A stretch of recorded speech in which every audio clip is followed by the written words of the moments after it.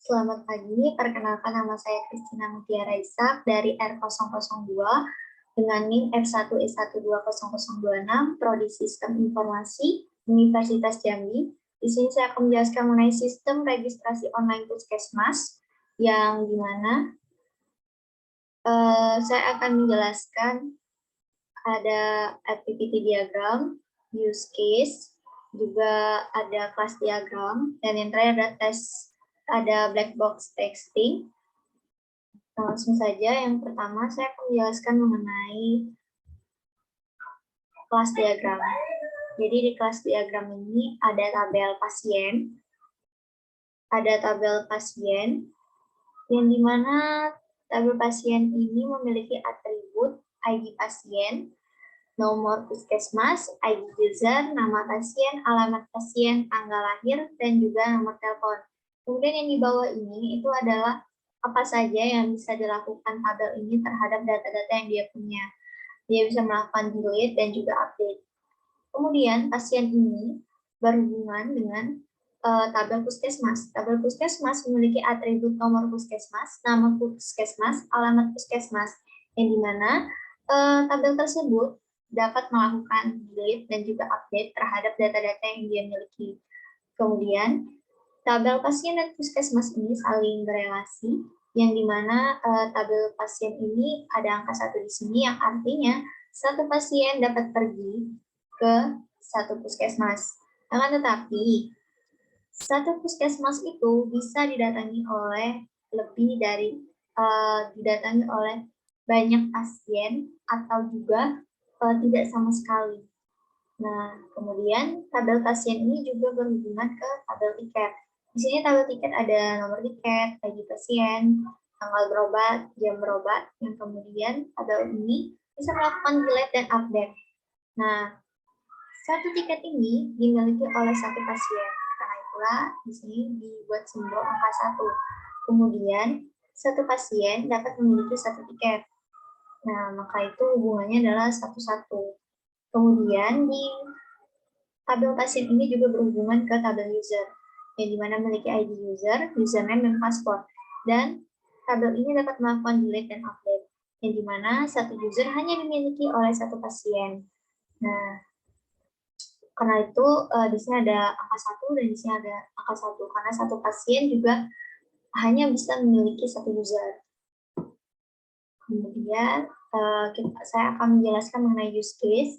Use case ini saya ada use case diagram untuk user umum atau pasien dan juga use case diagram untuk admin. Nah, yang pertama ini adalah untuk pasien. Kalau untuk pasien, bisa aktornya adalah pasien. Kemudian apa saja sih yang bisa dilakukan oleh aktor ini? Aktor bisa melihat nomor tiket, mengisi data diri, kemudian bisa memilih puskesmas, memilih tanggal akan pergi, memilih poli, dan yang terakhir adalah lockout. Semua aktivitas ini bisa dia lakukan kalau dia melakukan login. Nah, jadi login dulu, baru bisa melakukan aktivitasnya. Kemudian, saya akan menjelaskan mengenai use case admin. Jadi, di sini admin atau petugas, ini bisa melihat nomor tiket, melihat jadwal berobat pasien, melihat poli yang dipilih pasien, melihat data diri pasien, yang terakhir adalah file. Nah, semua aktivitas ini bisa dilakukan kalau dia sudah melakukan login. Kemudian saya akan menjelaskan tentang penjelasan use case-nya. Jadi ada use case 1 itu melakukan login dengan tujuan untuk memasuki sistem, yang dimana aktornya itu adalah umum atau pasien dan admin.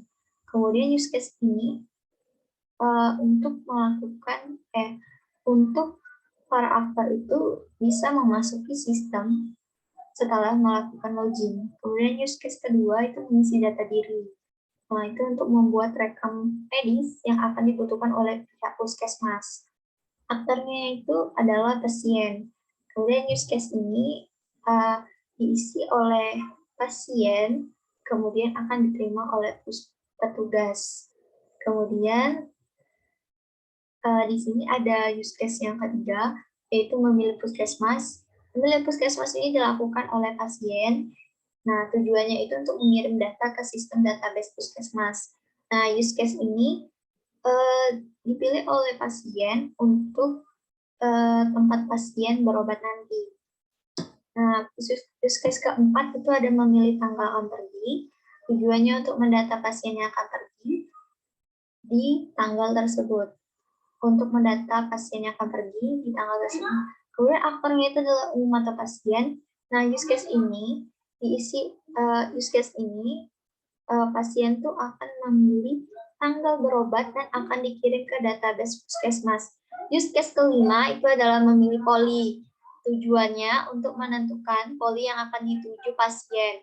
Dilakukan oleh umum atau pasien. Use case ini pasien akan memilih poli mana yang akan dituju. Use case ke-6 yaitu melihat nomor tiket.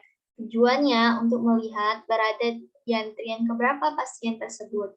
Nah, aktornya itu adalah umum atau pasien dan admin. Nah, use case ini, umum atau pasien dan admin dapat melihat nomor tiket dari pasien.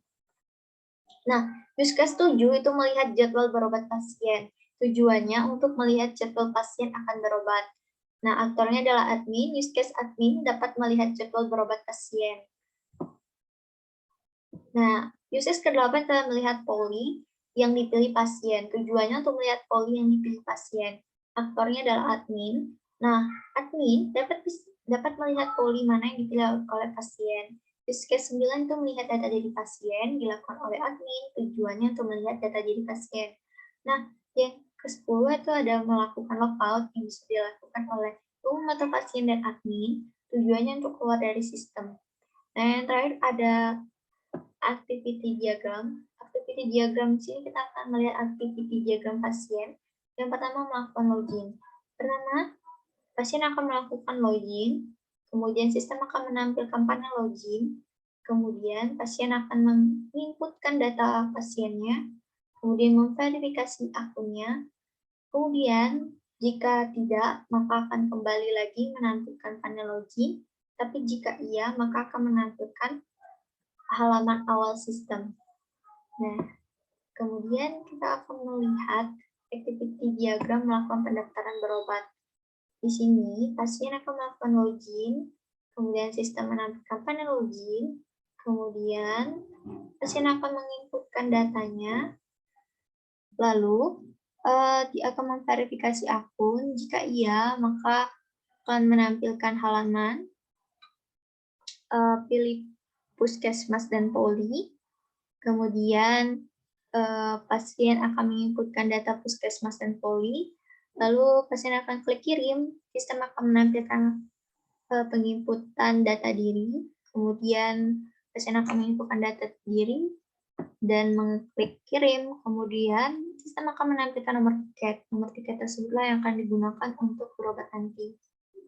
Kemudian ada diagram admin yang dimana di sini admin melakukan login, menampilkan panel login, kemudian admin menginputkan datanya, memverifikasi akun oleh sistem, kemudian jika tidak maka dia akan kembali ke panel login, tapi jika iya dia akan menampilkan halaman awal sistem.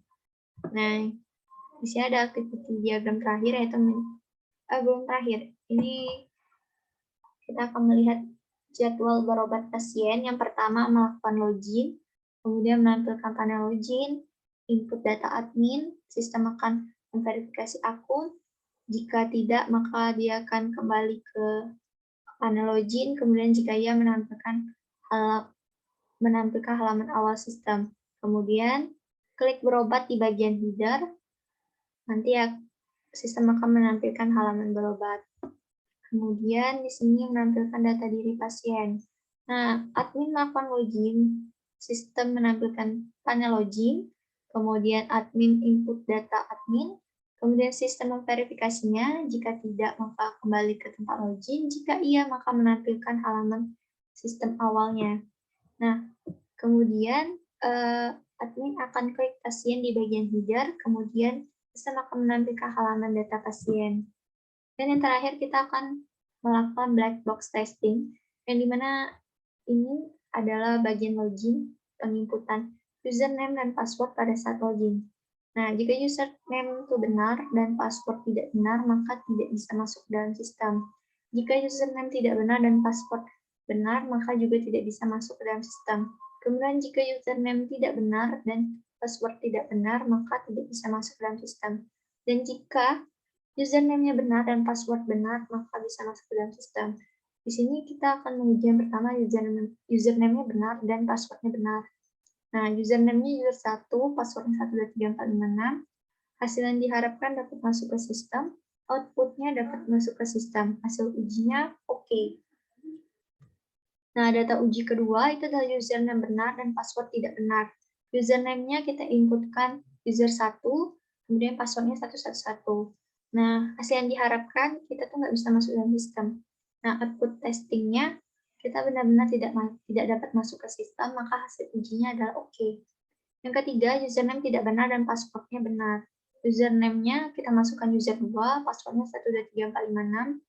Nah, hasil yang kita harapkan kita nggak bisa masuk ke dalam sistem. Output testingnya kita benar-benar tidak dapat masuk ke sistem. Hasil ujinya berarti oke. Dan yang terakhir itu adalah username-nya tidak benar dan password juga tidak benar. Maka kita inputkan username-nya user 2, password-nya 111. Nah, hasil yang diharapkan kita nggak bisa masuk dalam sistem. Output testingnya kita benar-benar tidak bisa masuk dalam sistem. Maka kesimpulannya adalah oke. Sekian presentasi saya mengenai registrasi pendaftaran online Puskesmas. Kurang dan lebihnya saya mohon maaf. Saya akhiri, selamat pagi.